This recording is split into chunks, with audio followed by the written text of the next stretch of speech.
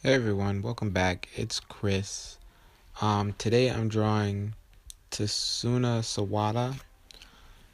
So I started with the bottom of the face because it's one of the easiest shapes to draw, and then I drew the hair, the spikes for the hair, and kind of worked around from there. It was pretty easy to do the face, the bottom of the face first. So I figured I'd do that and then build on it, and then from there I kind of went in and did the eyes and the ears after. The face is usually the thing that gives me the most trouble. You can see I'm messing up a few times here before I finally get it.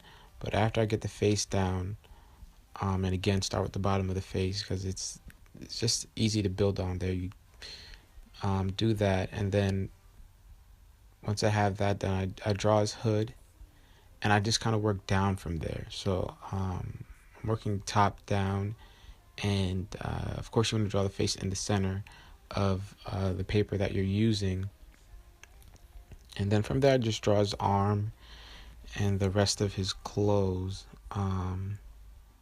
He has on a hoodie, so I draw that, and then I draw his hand. Pretty simple shapes after this. It gets real easy after this, and then I draw his leg at the side right there.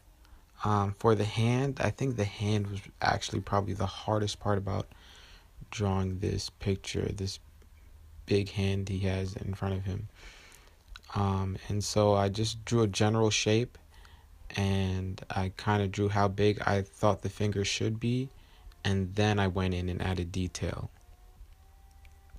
And I just drew a general shape so that I could kind of see the proportion of the hand relative to his body, and then kind of go in and add the details a bit and perfect it, make it better.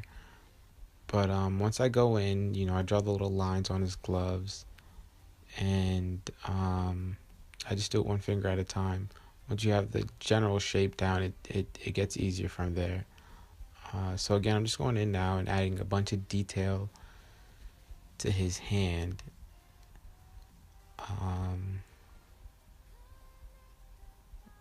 Yeah.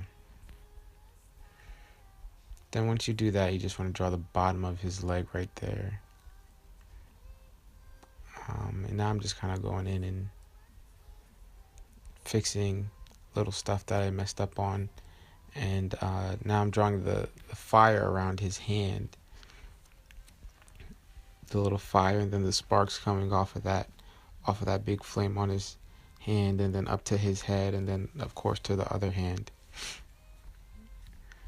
For the inking, I used I think it's called a brush pen, an ink brush pen, and it gives you different variations in the lines.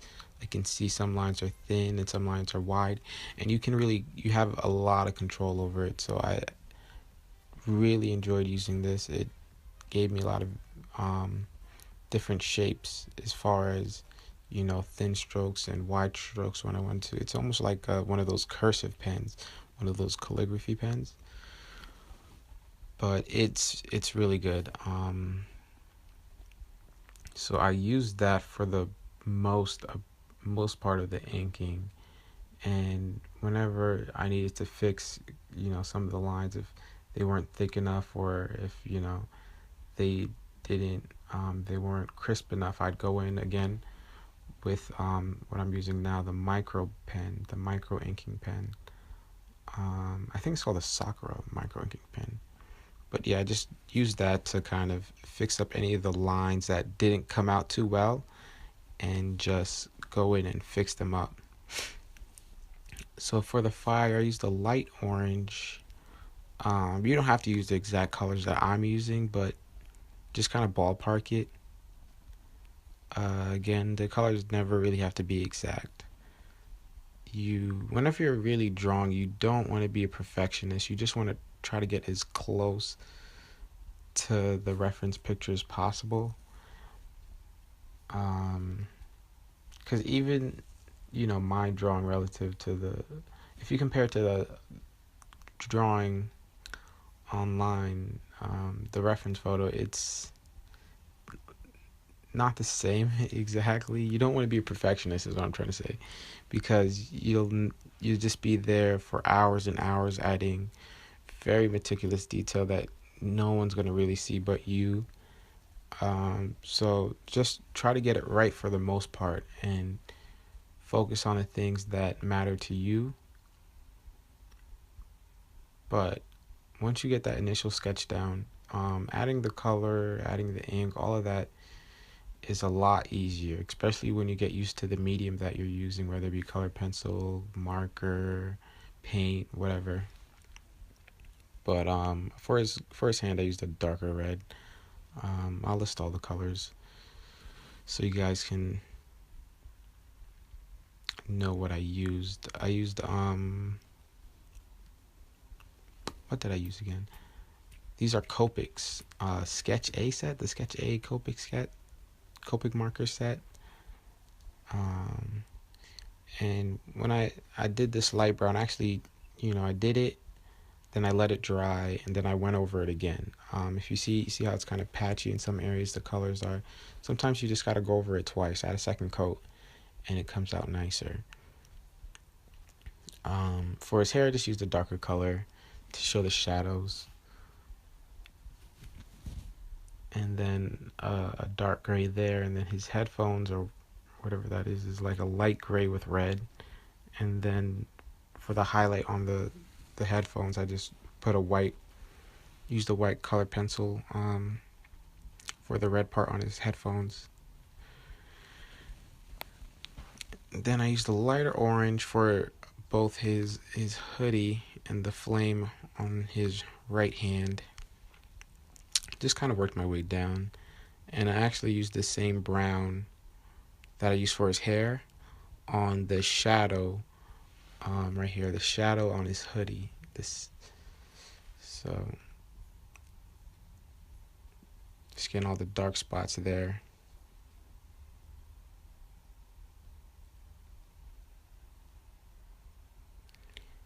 Then black and a dark gray. And when I first started using color pencils and color markers, kind of looking at the picture and figuring out what color to use was pretty difficult. But after doing a couple of drawings, you get used to which colors are which, because some colors aren't the same as the labels that are on the markers, the colors that are on the markers. You put the ink to the paper and it's a completely different color, or it's a little bit different. But after a while using it, you'll start to know which color is which, and you'll be able to look at a picture and say, okay, I'm going to need to use that color. You won't even necessarily have to, I still kind of do. I used to take a bunch of grays and mark it on the paper and see which gray was the closest to the one in the reference photo. But after a while, you can eyeball it and tell which is which. It's just practice. And again, you just want to draw things that are difficult for you to draw. Don't draw things that are easy for you to draw all the time, because there's really no growth in that. And whenever I'm doing these drawings, right here I'd use a light orange, the same orange that I use for the flame on top of his head, the inner flame on top of his head. But whenever you're using markers and color pencils, you want to lay down the markers first and then go color pencil afterwards. You don't want to do vice versa, because marker doesn't come down as smooth on color pencil as color pencil does on marker. So it's just good to layer marker first, then color pencil. And here's kind of tricky. It's a layer of dark gray and light pink for his glove. So don't mind that I'm using the Prismacolor markers. You can substitute them for most of the Copic markers that I ended up listing. And then I'm just doing a little bit of blending here, then going in with the details with the pink marker. Just adding pretty much the finishing touches, filling any blank spots I must have missed. Oh, for the eyes, I used a white ink pen and just kind of did a white circle around his eyes, the darker portion of his eyes. But yeah, I'm just kind of going in, fixing the details, and you know. So that's the picture that I used as a reference photo. Close enough, right? Um, anyways, I hope this helped. Maybe someone might have learned something from this. Try drawing it. You know, you have the steps. I showed you the whole process right here. So go ahead and try it out for yourself. But that's pretty much it.